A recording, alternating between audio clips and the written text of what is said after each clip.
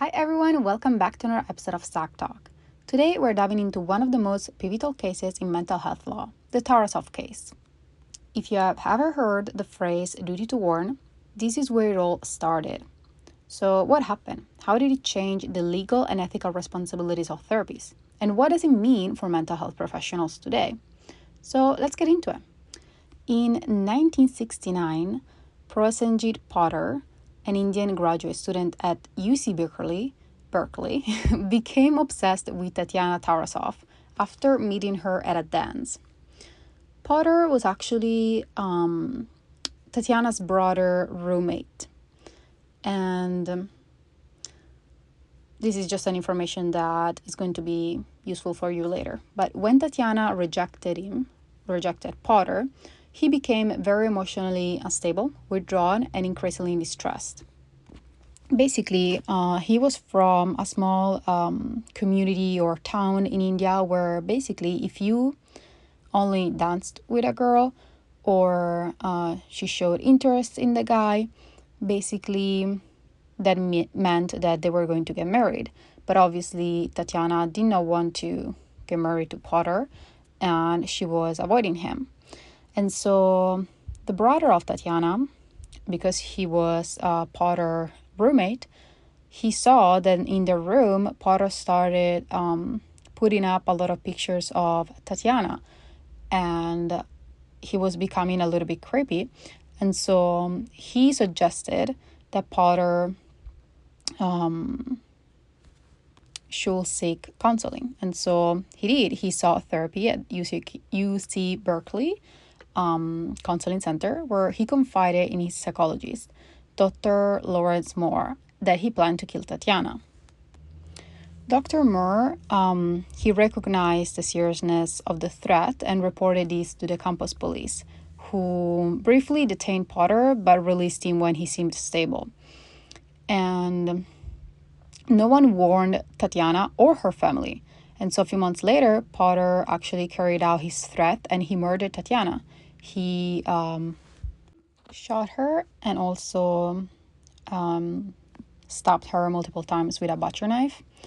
And interestingly enough, they later discovered during the autopsy that she was pregnant. We don't know if she was pregnant. We don't know who the father is, obviously. And so, because no one warned Tatiana or her family, her parents later sued, arguing that mental health professionals had a responsibility to warn their daughter. And so, how did the legal battle and the Tarasoff ruling go? Well, the case went to the California Supreme Court, which ruled in Tarasoff versus Regents of the University of California. The mental health professionals have a duty to warn identifiable victims if a client presents a serious risk of harm.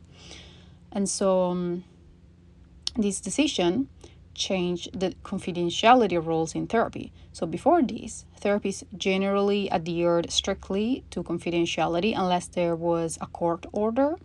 And the ruling created the duty to warn and duty to protect legal obligations, requiring therapists to take reasonable steps to protect potential victims.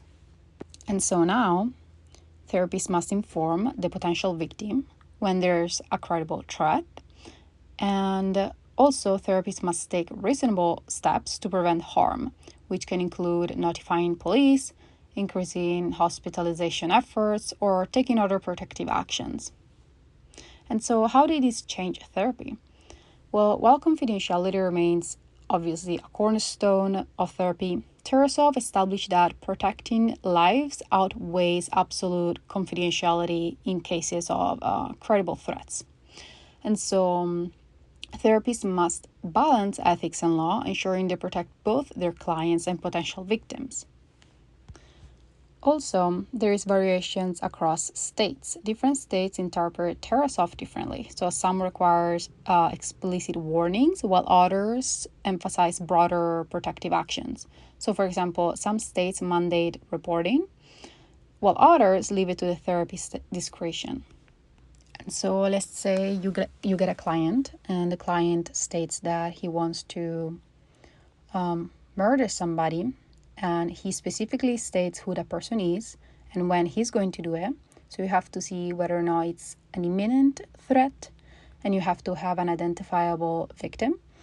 Then you can call the police and say that you have a Tarasoff case. And also one step that you can take is hospitalize.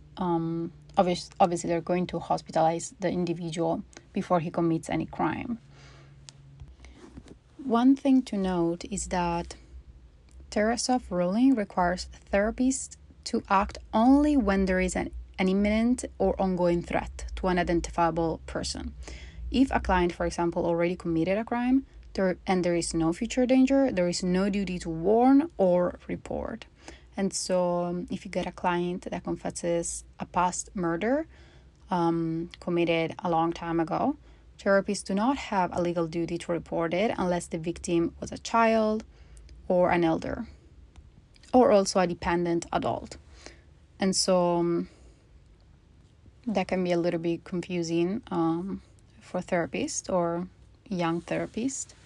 But let's say the crime involves a still missing person, for example, an unsolved case where a body has not been found. Some states do allow or require reporting. And if the client is currently on parole or probation and the crime relates to their terms, the therapist may have reporting obligations. And so a therapist will not report a client who confesses to a past murder unless there is an ongoing risk or an exception, such as child or elder abuse. And if the client expresses intent to commit another crime, the therapist may need to act under Tarasoff duty to warn laws. And that is it for the episode. Thank you for joining me. I hope you enjoyed this episode of Sack Talk. And thank you.